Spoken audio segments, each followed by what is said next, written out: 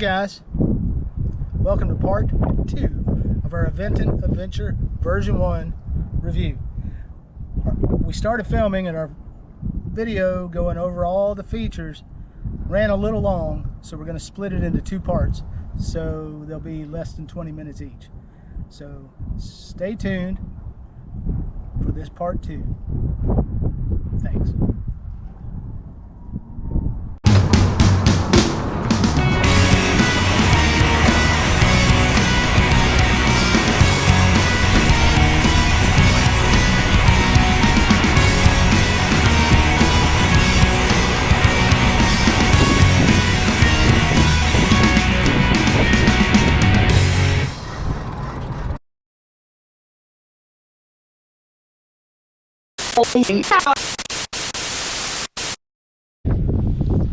The seat that comes with it, the Velo seat by, or Aventon seat by Velo, it's black. The gel seat cover we bought is black. Well, when you put this bike on the back of your car and you drive 3 hours in the mornings or early afternoon, and then you park somewhere and you take your bike off to get riding, and then you sit down, you get a cooked booty. You get a cooked booty. I think it's worse though if you don't have the gel seat cover on. Yeah, without the gel it's even worse.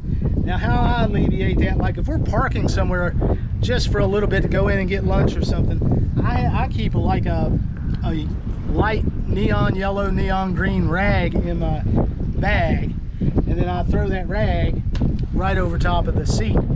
And that keeps the sun from baking down on it while it's just sitting there. But you will get a little bit of butt burn with it. And real quick, we're going to cover a couple more things. The next thing I want to talk about are these racks. These racks do not come with the bike when you buy it. Now, there's a lot of promotions that Aventon puts out that you can get a free rack or you can get a discount on accessories, 20% off, $200 discount, something like that. But these bikes have a front and rear rack. Now the front rack, I've heard some complaints. It's never really bothered us. It's a 20-pound weight limit, which isn't too bad. You don't want a lot here in the front because you can block your visibility. You can block your headlight from working if you're riding when it's darker. But the other problem a lot of people say is the spacing on the sides. It's not really a basket. It's just a rack, and the spacing is kind of wide. That's probably 2.5 inches. The middle one's probably 3 inches, and then you've got wide spacing over here on the side. Do you see that? That's probably 4 inches. And people say that it's useless, you can't store anything on it, but we use our bags. We got a bag. Can you show the bag? We got a bag from Aventon that came with the bikes. It had your owner's manual, a little case of tools. We put the bags on here. They strap on with Velcro, and then we put stuff we want to keep on the rack in the bag. Or you can buy aftermarket bags, whatever you want to do. But the bag is a great way to do that. We have strap things on there with bungee cord, and that works fine too. As long as it's big enough, it's not going to fall through. And I'll mention that he likes to put his here, where I actually have a different placement for my bag. You can actually hang it off the side as a side saddle bag, and it works pretty nicely as well in that position. And another thing I'll mention before he gets to this, because I just seen this, leave that there. Was that you can fit a small or medium pizza on this rack. Strap it down with bungee cords and you know, if you're hungry and you want to go to a park and you go by a pizzeria, it's perfect. Yep, it's a perfect rack. Let's look at the rear rack, and you can't see either one of ours super well, but this is a stable rear rack, 55 pounds, 25 kilograms capacity. It's bolted on here and right here, and the same on the other side. Holds 55 pounds. Everybody finds these rear racks useful. Some people have bought special bags that fit these racks, and they'll store an extra battery or anything like that. You've got a couple of places you can bolt latches to and have bags that just slide on, which I'd like to have. But the problem with having too much on the rear rack is if you're short like me and you have to swing over, you can bump anything that's on this rear rack, and that's a little bit uncomfortable at times. And some people like to not even get this rack, and they will find, I don't know if Aventon makes this or not, but on Amazon they will find a baby carrier or child carrier for the rear that's quite cool too. So that's another option if you want to carry a child. We just haven't done that because all we have is grandchildren, and we might see them once a month if we're lucky, maybe twice. So we haven't done that yet. Now real quick, just so you know, and you're looking at our video and you're thinking, wow, look at all that stuff it comes with. Sorry, there he goes again. Hello. A lot of these accessories we put on ourselves, so they don't come with the bike. I've got a GoPro mount here so we can take videos of our rides. We've got cell phone carriers. We have an alarm. We bought these silly goofy little $5 fake police alarms. And the reason we bought those, oh, and it doesn't come with a rear view mirror as well. And that was $10. That was 10 bucks at Walmart. And it has also Velo grips. I failed to mention that, but the Velo is the same brand as the seat. Okay. But the reason we bought these silly goofy little things, those little ding dong bells, you know, the thumb little ding ding. 90% of the people we pass on trails and sidewalks have earbuds in now, and they don't easily hear the ding ding, but when they hear something like this, or they kind of jump for a second, because if they've got their earbuds set to where they have some ambient noise, the ding ding they may not hear, but that they will. So that's why we bought these goofy ones. If you know of any better models that give the same reaction, I'm scared to death I'm gonna get pulled over by a police officer because it says police. It does, doesn't it? And this is not actually a blue light, it's actually at nighttime, that's green. Yes. But it looks blue. So that's that. Now, there are some differences between my bike and my wife's, other than just the color. But these two bikes are different sizes. Mine is listed as a small. Your fingers over top. Oh, Thanks. sorry. Mine is a small because I'm shorter than her. Hers is a Medium. medium. And you can find a sizing chart on Aventon's website if you're really interested in buying. It's not uncomfortable. I'm 5'4". Her bike is really meant for 5'7" and above, and she's just at 5'7", 5'8". I've ridden her bike and it's not that uncomfortable. It feels like it sets up higher to me, and it does, absolutely. Because I can tell you one thing, we have identical water bottles. Hers fits in her, we added these extra, they don't come with the bike. But hers fits comfortably in here. Mine does not. It bumps right up against here. And as you can see, I have some little love marks from trying to yank my water bottle out of there and then scraping it on the side when I pull on it. So there is differences in the height and the size. I'm really comfortable on mine at 5'4". I've got the seat almost as low as it can go. They market these for 5'1" and above, so I would say a 5'1" person would be pretty comfortable riding these. I would think anybody under 5 foot, you may be a little big for you, but that's just me. Now they do come in two styles. We both have what's called the step over. It has this additional bar here, which is more like a conventional boys bike, so to speak. But they do make a step through model which does not have this bar, and this, you could just pass your hand right through there, nothing here.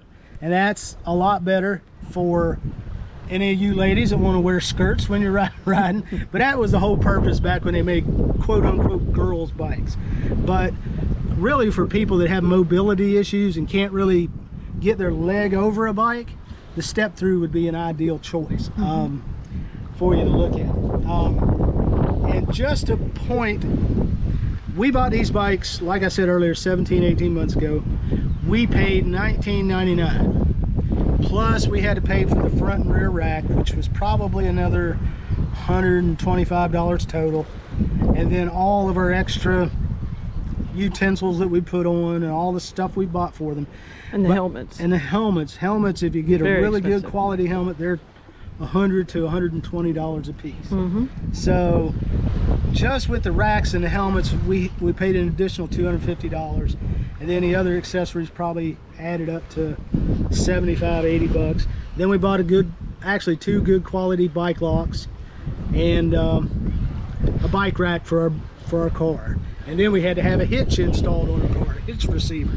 So all in, all done, we averaged it out. We probably spent $2,500 on each bike on average. But currently, that's not including the hitch receiver or the bike rack. Well, I was in everything else. Well, yeah, including that, you're probably getting a little bit higher. Yeah, but $300 or $400 more.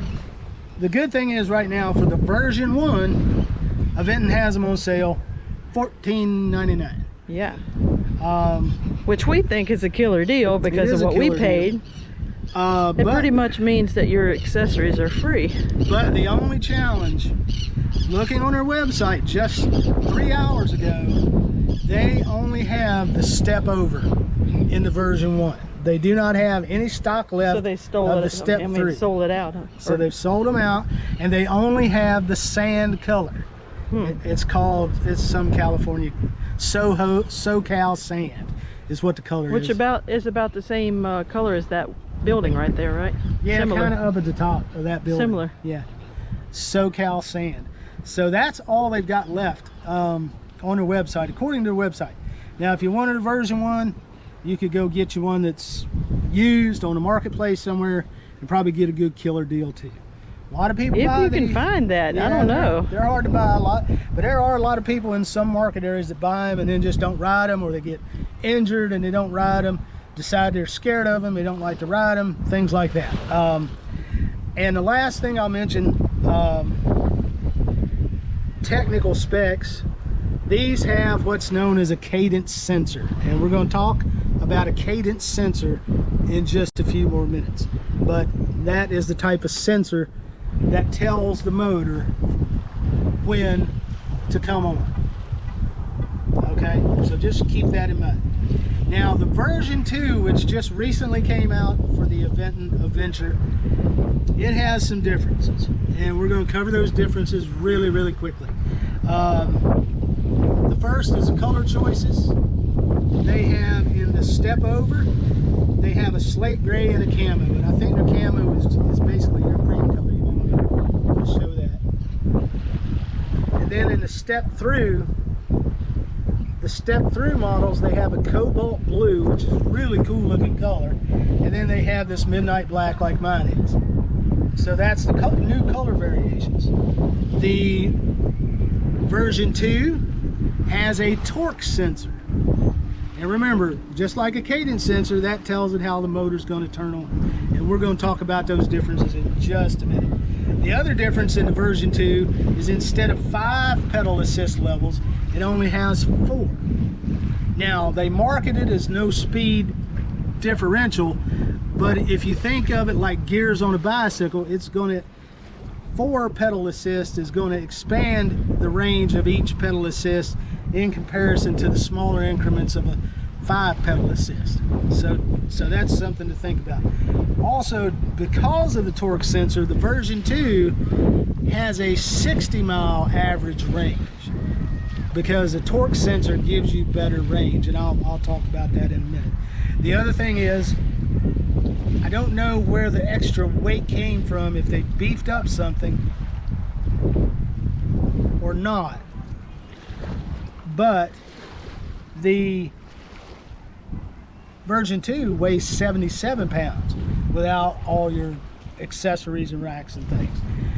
The version 2 is at the price that we paid for these 18 months ago. It's $2,000, $19.99. So that's price difference. The crank set on the front is 48 tooth on the version 2, your teeth.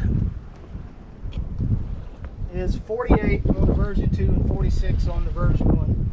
Changes your gearing just a hair. Most people never noticed it. The shifting mechanism is a trigger shift on the version 2. I don't know if you call that a trigger shift or not. I call it a thumb and finger, but trigger to me is more like that. So I think it's more of a click, click, click just with your finger.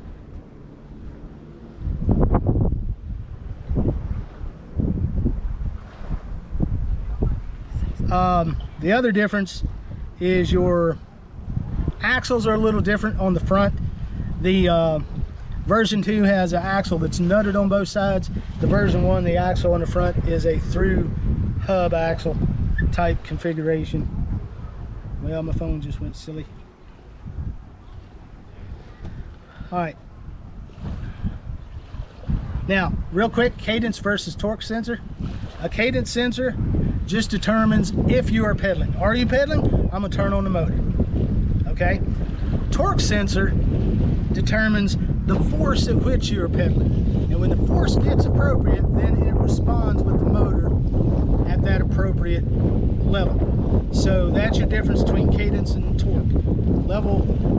Version 1 of the Aventon Aventure has a cadence, version 2 has a torque. Now, a lot of people that are real serious bikers, big time mountain bikers, not casual riders, they feel like the torque sensor is more important to them. It is more of a natural feel to pedaling. The problem we've had with the cadence sensor is that you get a little bit of ghost pedaling in it, so to speak. In other words, you'll start pedaling and it takes a second for it to kick in. And then there's times when you're slowing down, but you're still pedaling, you're getting ready to slow down at a stop sign or something, and you kind of stop pedaling, it'll goose you a little bit and give you a little juice. But as you ride, you get more and more used to that. Hey YouTubers, stay tuned for part 3 of our Aventon Aventure version 1 series. Part 3 is just going to cover in detail the pros and cons that we have learned over a year and a half of ownership and 1,700 miles. So I'm going to put a card here, or there, or somewhere, so you can click it and go straight to part 3. Thanks.